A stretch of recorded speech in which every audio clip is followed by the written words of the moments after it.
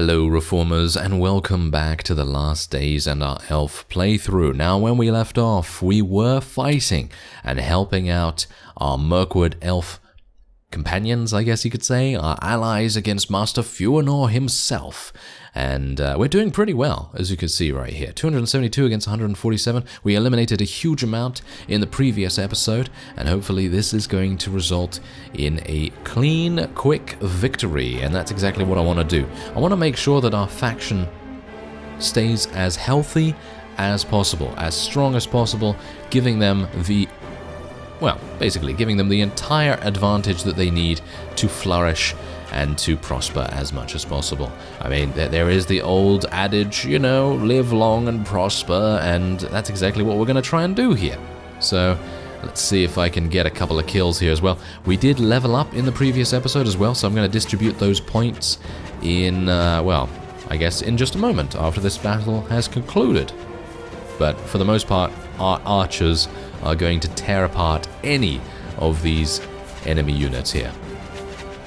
I'm very pleased to see that our archers are actually working in unison with each other as well, because usually when you are fighting with the AI, they generally tend to be a little bit disjointed. They don't seem to fight with you that much, which is a bit disappointing some of the time.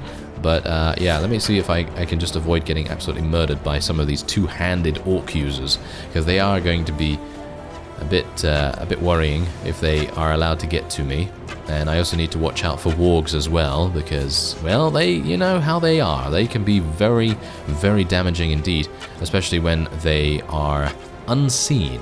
They're very sneaky, you know, they tend to sneak up on you and do 15 damage or something like that. And when you're low HP and you're taking a lot of damage in a particular fight, that is really, really bad. So hopefully we'll be able to do something here to clean these guys up. And wow, they're running around, they're moving too much. These guys are moving way too much. They're not actually firing away at all, which is really quite bad. There we go. There we go. Okay, now if you could just, you know, not shoot as much, then that would be nice as well, because obviously as long as they're not shooting, everything's fine, to be honest. Which is exactly the reason why I was like, why are they moving around? Why are they moving around? It's causing them to lose many more units than they would otherwise have to, but oh well, never mind. I suppose the AI has their own reasons for doing what they do. Those guys were routing, weren't they? They seem to be routing a little bit. Anyway, I'm just going to continue firing along the line there. Ah, hello. You're trying to kill me, aren't you? Oh, there we go. We took him out. That was nice. Okay, maybe I can get... Oh, yeah. There we go. Nice headshot. Nice. I seem to be doing pretty well in terms of archery recently. And, yeah, it's kind of good, I guess. Because as long as we, you know, we're an elf.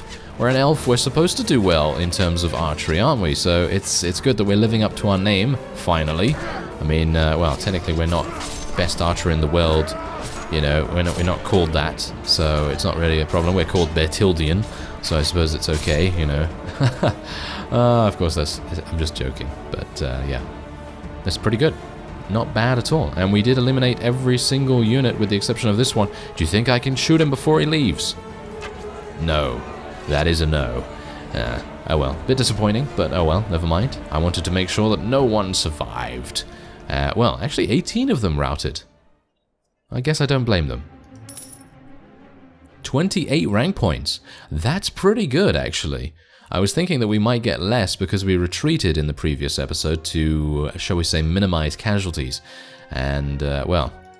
seems like that went pretty nicely. We can also rescue some prisoners here. I'm actually not going to be doing that because I don't really want to have any of these guys in my army right now. I do have a couple of Dale archers and Bjorning units as well, but I just haven't had the opportunity to place them in the nearby garrisons. So that's exactly what we're going to do in some time whenever we can pass by their locations. And now I can hopefully speak to Muriel about her task. And, yes, I know I disappeared, but it doesn't matter because wait a minute. Oh, I apparently completed that task. Right, okay, so I completed that task as soon as I delivered the messenger. Alright, well, that's fine, because I do need to speak to this guy as well. Yes, there we go. I have scouted Dol Guldur. There's 36 rank points. We've also been promoted to Bowmaster of Greenwood. Rank 7. Very nice. Okay, so do you have any other tasks? I doubt they're going to actually ask me for any other tasks right now. Yeah. Okay, so what about King Thranduil? He might have something for us? He does not. What about a special item? What is this? A Mirkwood banner. Oh, okay, yes. I think we've actually just acquired a banner from someone in our Uruk series as well, and I don't think it's particularly good. It has blunt damage, and that's basically it, I think. If we take a look at it right now, we can actually see what it is. Yes, there we go. Masterwork Mirkwood banner. It does have 25 blunt damage on swing and 40 piercing damage. So the 40 piercing damage is obviously okay, but you can't use it on a horse. So it's going to be kind of difficult to use, I guess. What about King Brand? Can I speak to him? You know, I don't want to speak to you again. Thank you very much. I'd like to speak to King Brand. There we go. Alright, so yeah, they're all mad at me now, but that's okay, because I don't really worry too much about that. It's only one relation. And, okay, so we need to speak to Celeborn, and we also need to eliminate 9 Rune Raider parties, as well as bring Lord Bard 8 enemy prisoners. Yes, I know what you're thinking. It's going to be pretty difficult to do that, because I don't even have more prisoner management, so it's going to be kind of tricky to do that. But anyway, let's level up a couple of our units before we move on here. And you can see what kind of army I'm trying to build right now. We're just trying to get as many archers and indeed elven units as possible. And I have leveled up, so let's go in and see what we can do here. Personally, I'm finding leveling up the elf and choosing skills for him to be kind of difficult. Because on the one hand, I'd like to level up his power strike, his iron flesh, his athletics, and all that sort of wonderful stuff. But on the other hand, I'm thinking, we need prisoner management, and we need, well, we don't need wildcraft, but it would be kind of advantageous for us to have that, considering we're fighting in forests most of the time. I know that once we start to go and help Rohan, that is obviously going to change. I don't think we're going to be fighting in forests that much, especially even when we're fighting Mordor and fighting Isengard and all that sort of thing. There are not many forests nearby, but when we're in Mirkwood Forest, it's pretty good to have wildcraft, but I suppose the one thing that we should really do right now is literally just level up charisma, I guess. I mean, okay, so here's the thing. What we could do is we could actually go to 9 intelligence, get another point in trainer skill, and on the way, we could level up our prisoner management, we could level up our wildcraft, we could level up our mounted archery if we wanted to use a mount at some point, as well as our weapon master, power strike, iron flesh, etc. So getting those additional skill points is probably going to make more sense than me leveling up charisma by 1. So I'm going to get that, and we're going to get 3 points in prisoner management, because I'd like to be able to take as many prisoners as possible, and we're going to level up our two-handed as well. Alright, that's pretty fantastic. So we are now, if I can, I'm going to try and find, if at all possible, Celeborn, and I think he's going to probably be around Lothlorien. I don't think... yep, look at that! Yes! The forces of Mirkwood have rallied. They are now average, and Dol Guldur is now average. Okay, well, I guess that's decent, you know, as long as they're not doing overly well, then I think that's pretty good.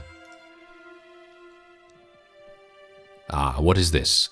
They're fighting a Mordor war party. I suppose this gives us a good opportunity to help out and get a couple of extra rank points. Are these guys actually going to run in here? No, they're just running from me. Okay, I don't blame you. I don't blame you. Yeah, I know how it is to fight against elves. Fighting against elves is an absolutely scary, scary thought. And, oh dear. Yeah, okay. I'm actually unsure what to do about this right now. A Nazgul is attacking us. Okay, so I've heard a couple of things about Nazgul. Nazgul in this mod are very, very powerful. But on the one hand, what you can do is you can technically retreat, and you can go back in to reduce the amount of damage taken, because maybe you'll get a different roll, because apparently it's random. I think it's random whether you get a Nazgul attack or not, and we currently have 2 Nazgul attacking us, which is not very good. So I'm not entirely sure what to do, because I don't really want to like cheap the game mechanics out a little bit, you know, because even though that would give me an advantage, being able to eliminate the Nazgul. It would be kind of nice, I guess, just to see what they do, considering, just look at the bloodbath that we're actually able to do right here. Just literally, so many enemies are going to die just from this initial charge, and they're not going to have anything against us. Even with this Nazgul, they just don't have any staying power whatsoever. All their staying power is in numbers.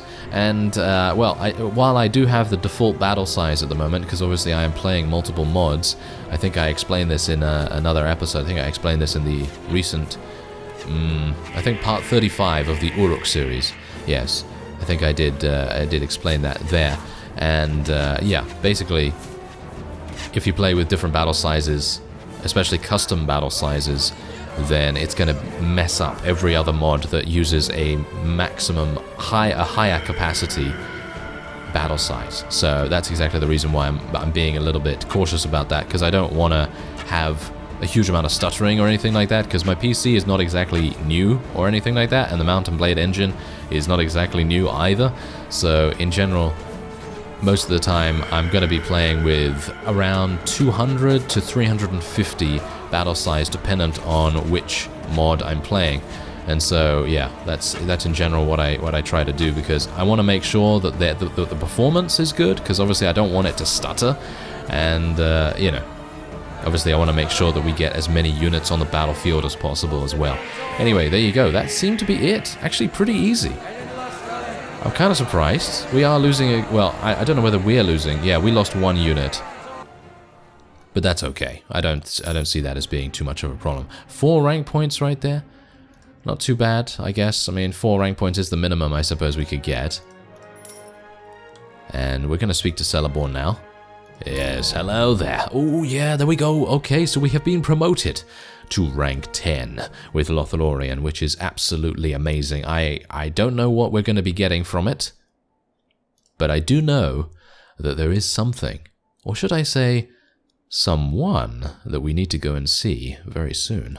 So let me quickly find Galadriel, and actually, you know what? I don't know whether to take any more quests with them now, because we have reached rank 10. So the only thing that it really does is obviously it improves their faction strength, which I guess is a good thing, right? I mean, you know, that's a good thing. But for the most part, I think what I'm going to do first is just go and speak to Galadriel, see if she has some wonderful items for us. And yes, I'm going to be speaking to the guy to our right in just a second. Oh yes, I think you know what's coming. Anyway, let's see what we have here. Oh, look at this, that we actually have. Whoa, okay, I didn't even know. I had no idea that we actually had additional things to take. So I'm actually going to take this royal armor, thank you very much. And I'm also going to take the Light of Galadriel. Alright, do you have any tasks? No, I don't really mind too much. I'm going to just take a couple more Lembas because I can, and we are now going to speak to Glorfindel, who is an absolutely insane companion. The time for the Eldar grows short. I might be able to use you in my company. Alright. Let's do this. We should be off soon. He costs 50 influence, but he does apparently require rank 8, I think? Or rank 9 with Lothlorien to be able to recruit him. And there you go. There we are. Very nice. Okay, so he's going to be extremely good because I've been told that he has a really high trainer skill. And that is going to be amazing. That is going to be really, really amazing for us. So let's try and see if I can do this a little better. There we go. And let's have a look, actually. Let's have a look at his skills. Whoa, he has... Wow, his wages are insane. I guess that is what you're going to get when there's a level 55 companion in your party. That is amazing. He has 9 in power draw. He has 9 in mounted archery. He has 425 archery proficiency. And he has even higher proficiencies in one-handed and two-handed and everything. That is even crazier. I'm sorry. My equipment is my own. I actually didn't want to steal any of his equipment. I really didn't. Trust me, I really didn't want to steal his equipment. I just wanted to have a look and see what he was using. But anyway, that is pretty amazing. And I think we're going to be very, very pleased with him. I did not see his trainer skill. He has 6 in trainer, so that's really amazing too. He's never going to level up, just bear that in mind. He's never going to level up ever because he is already level 55, but You don't need him to level up, do you? You don't need him to level up. Anyway, we also leveled up, so I am going to be... I'm going to be spending that extra point, I guess. How do I have an extra skill point? Is that the Light of Galadriel? The Light of Galadriel maybe gave me that extra skill point? Maybe that's the case. Anyway, I don't really think I need an additional point in prisoner management any further, because all it does is increase the maximum capacity by 5. So I guess I could go for Wildcraft, or I could go for Mounted Archery, Weapon Master, Athletics, Power Strike, Iron Flesh. Any of these things would be perfectly acceptable. So... what do I want to do? This is kind of interesting. I guess I'll go for Wildcraft, just to keep up the theme, I suppose. And let's see what the Light of Galadriel actually does. Where is it? +1 to Wildcraft, +1 to Leadership. That's pretty awesome. I like it. Very nice indeed. Okay, that's great. And we also have the Wound Treatment and the Leadership, etc. So we have +2 to Leadership just from items, which is really, really nice. Okay, so what else do we have to do here? Okay, so we have to eliminate 9 Rune Raider parties. Alright, well, I guess we can do a couple of those. Now, the one thing I'm actually wondering about these war parties here is, do you think I'd be able to take them out with auto-calc? Because if I can take them out like that, then I think we might have an opportunity to do this even quicker. Oh my, Glorfindel is just a beast, isn't he? He's an absolute beast. Wow, I'm really, really surprised how effective he is. I mean, I really shouldn't, should I? Because he has such an amazing amount of archery skill and mounted archery and all that sort of wonderful stuff. But you know, companions usually, you know, unless they are super highly tuned, companions usually will not get too many kills. And so it's going to be really fun to see how he does. Alright, so we actually have the opportunity to help out some dwarves here, and that's exactly what we're going to do. Now, what I'm going to try is I'm going to try and send our troops to attack without us and see just what happens here. Okay, so we did lose a Galadrim Royal Warden, but we eliminated every single enemy casualty here. And we did gain some rank points. I wonder whether that actually counts. Well, it turns out that it actually does count for the quest. I now have 2 out of 9, and we're going to tell our troops to attack once again, and we're going to see, yep, we only had wounded. Fantastic, that's pretty good with me. I really don't mind having wounded only and eliminating these parties just that little bit quicker. Alright, so what is happening now is I'm actually going to speak to Lord Bard because I have already captured the amount of prisoners that he requires. And that's exactly what we're going to do here. We're going to give him his prisoners. Actually, you know what? I'm just going to give him 15 because I have 15 and I don't really need the money or anything like that. There we go. We are now promoted to an indispensable ally. That's exactly what I like to hear. Very nice. Okay, so do you have any other tasks? Glorfindel. Oh my. I'm sorry, but I cannot do without Glorfindel for a whole week. No, no sir, thank you very much. I do not want to give him away to anyone. Thank you very much. I think he is just way too powerful in our army to give him up. And, oh yeah, I should also equip this armor. Yeah, look at that. That is some crazy armor right there. 51 to body and 23 to leg. I was wearing something with 20 and 8. Isn't that insane? Yeah, anyway, that will be it for this episode. Next time around, we're going to continue to help out the northern factions, and we're probably going to go down to Rohan as well, and maybe see if we can assist in some of their battles too. I thank you very much for watching, and I will see you next time.